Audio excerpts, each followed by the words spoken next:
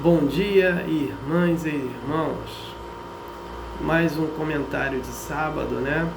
E antes de começarmos o comentário de sábado, vamos uma prece inicial. Agradeço a Deus, ao Mestre Jesus de Nazaré, meus mentores, guias, guardiões, meu anjo guardião, por mais um comentário de sábado. E o objetivo desse comentário é levar uma informação para uma irmã, um irmão que estão necessitados dessa informação. Peça permissão a Deus para dar por iniciado mais um comentário de sábado, né? Dizendo a todos do fundo do coração, os dois lados da vida, graças a Deus. Então, vamos entender um pouco sobre o tema de hoje, é sobre castidade e celibato. Vamos aqui entender essa diferença, né? A castidade, geralmente, é quando um casal, né, de namorados, ficam noivos, né, próximo ao casamento, então eles falam que não vão ter relacionamento sexual. Ou mesmo estão namorados, né, estão namorando, né, e eu falo, não, vamos fazer castidade, né? E aí, depois do casamento, eles voltam à normalidade. Então a castidade, ela é um determinado período, entendeu? Às vezes, para uma pessoa que está divorciada, né? Então ela fica um tempo sem ter relacionamento sexual. Uma pessoa mesmo que terminou algum romance, né, e não quer ter relacionamento com ninguém naquele momento, ela está fazendo uma castidade, né? É nesse contexto que a gente vê a castidade, né? E o celibato, ele já é diferente, tá? Ele é mais ou menos como se fosse um assexuado, né? O celibato, geralmente, ele vem para as questões religiosas, né? Então, nós tínhamos grupos, né,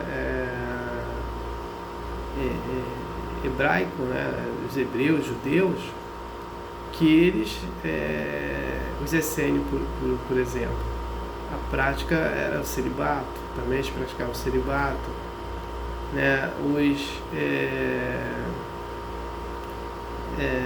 nazarenos também eles praticavam o celibato, os terapeutas também praticavam o celibato,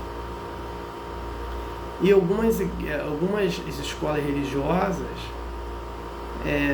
trabalha com celibato. Então, dentro da Igreja Católica Romana, padre, freira, madre, bispo, né, e papa não pode, tem que fazer o celibato. Não ter. Agora, dentro da Igreja Católica Ortodoxa, o padre pode casar, mas o padre só pode casar nesse contexto. Antes dele ser padre, ele estava já casado. Aí ele, porventura, achou a necessidade de ser um padre. Então ele vai lá estudar para ser padre, mas ele já é casado. Aí nesse caso, não precisa, a igreja aprova o padre sendo casado, aí na escola católica ortodoxa, né? Então aceita esse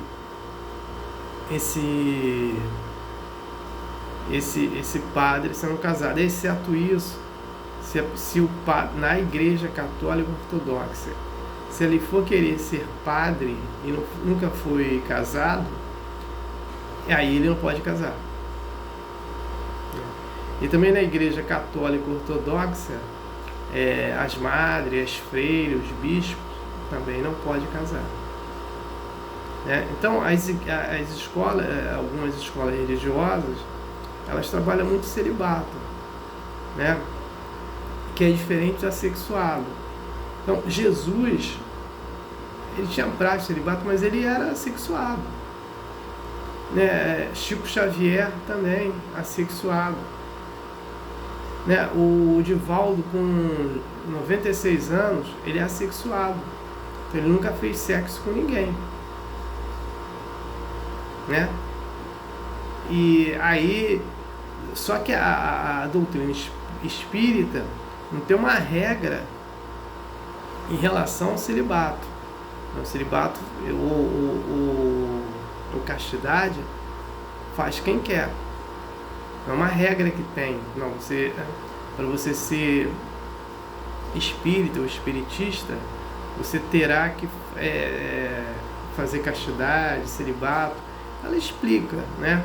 E explica também quem é o sexuado. Então nós temos essas questões, né? Tem que ser diferenciada a castidade do celibato.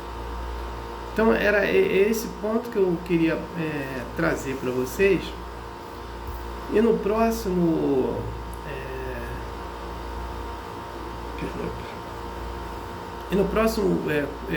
comentário de sábado, eu vou fazer um histórico da doutrina espírita.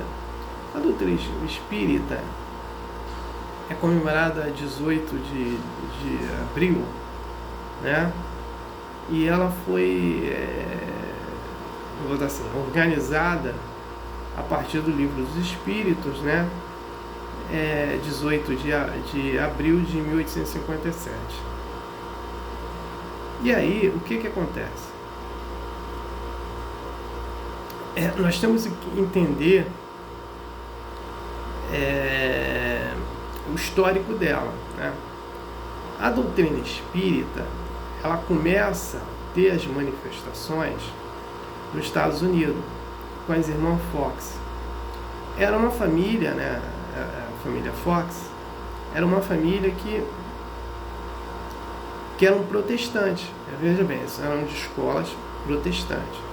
Mas só que eles começaram a escutar uns toques, uns barulhos, né? Ficar batendo, né? Todos os dias. Até um dia que eles se manifestaram. Eles começaram... que eles não entendiam esse toque. Então eles fizeram o seguinte. Fizeram um sistema de código. Cada palma que eles faziam, a forma que eles batiam, era uma letra e depois juntavam uma frase. E aí eles começavam a entender o que aquele toque estava falando. Então aí o toque começa a falar que é um espírito, que ele era vendedor e os donos daquela casa mataram ele, né? E aí essa história da família Fox nos Estados Unidos, lá em Nova York, começou a se espalhar. E aí até um juiz, né, queria saber que ele tinha um filho que tinha morrido também. E aí a família Fox começou através das palmas, identificar e contar a história desse filho dele, né, que tinha morrido e tal. E aí as irmãs Fox ficavam nos teatros, né, se comunicando com os espíritos, batendo as palmas. Então ela começa aí. E aí ela vai para a Inglaterra, esse fenômeno vai para a Inglaterra, mas fica pouco tempo. E aí ele vai bater, ele vai ficar muito mais conhecido na França. Isso ocorre no século XIX, né? E aí o fenômeno que era das mesas falantes, a gente pode até fazer essa colocação que as mesas eram médium, né? Elas falavam. E essas mesas falantes. Então,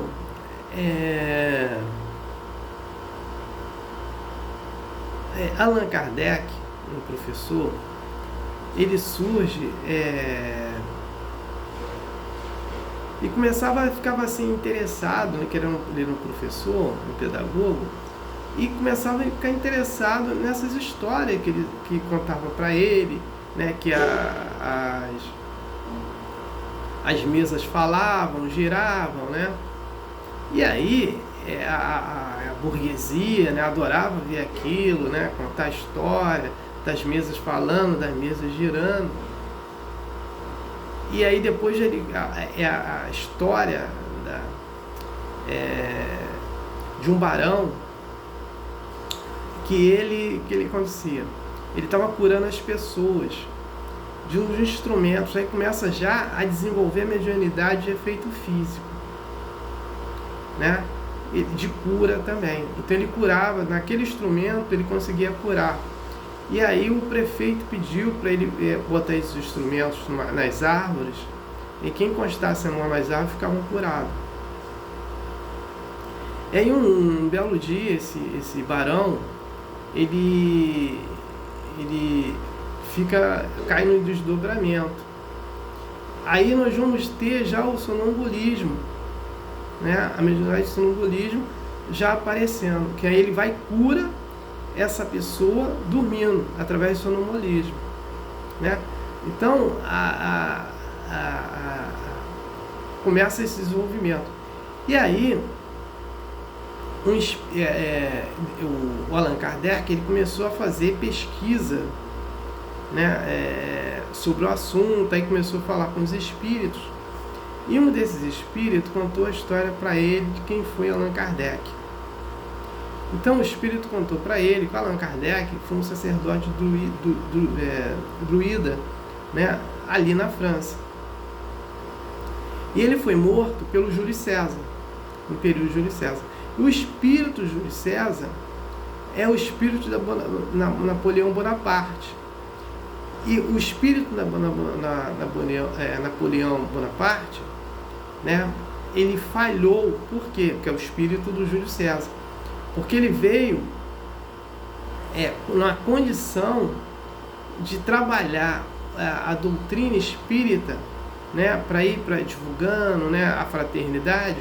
Quando o Allan Kardec começasse a fazer a divulgação, ficava mais fácil, né? E aí ele falhou, né, Napoleão Bonaparte, que é o espírito de Júlio César. E o Allan Kardec, né, ele adorou essa história, e por isso que ele passou a colocar o seu nome como Allan Kardec, né? E aí ele começa a escrever, né, escreveu o Pentateuco. O Pentateuco são os livros, né? Então por isso chama o Pentateuco. Então ele escreveu 5 livros. Ele escreveu o livro dos Espíritos, o livro dos Médios. Depois ele escreveu o livro o Evangelho segundo o Espiritismo, Céu e Inferno e a Gênesis, né? Então, os 5 livros que ele escreveu, então, chamado Pentateuco, né? Aí a doutrina espírita é o Consolador Prometido. Ela vem trazer todas as informações, né? Ela é, ao mesmo tempo, uma ciência, uma filosofia, uma ciência e uma religião, né? Porque ela apresenta um fato, né? A ciência prova esse fato e a religião traz a espiritualidade. Então nós vamos pegar assim 3 livros, né, que vai dar a definição de filosofia, ciência e religião. O livro dos espíritos é filosofia. O livro dos médios é ciência. O livro o Evangelho segundo o Espiritismo é religião, né? E aí a doutrina espírita, ela vai ficar dividida assim, em três partes, né? A primeira sendo Moisés, né? Os 10 mandamentos.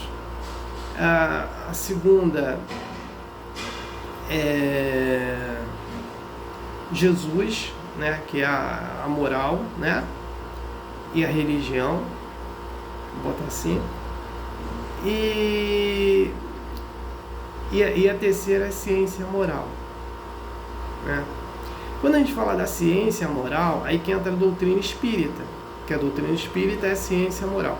Quando a gente coloca vai discursar sobre ciência moral, nós estamos falando a ciência que estuda a matéria, aquela que prova e diz a verdade do lado material, e a ciência espiritual, que é a moral.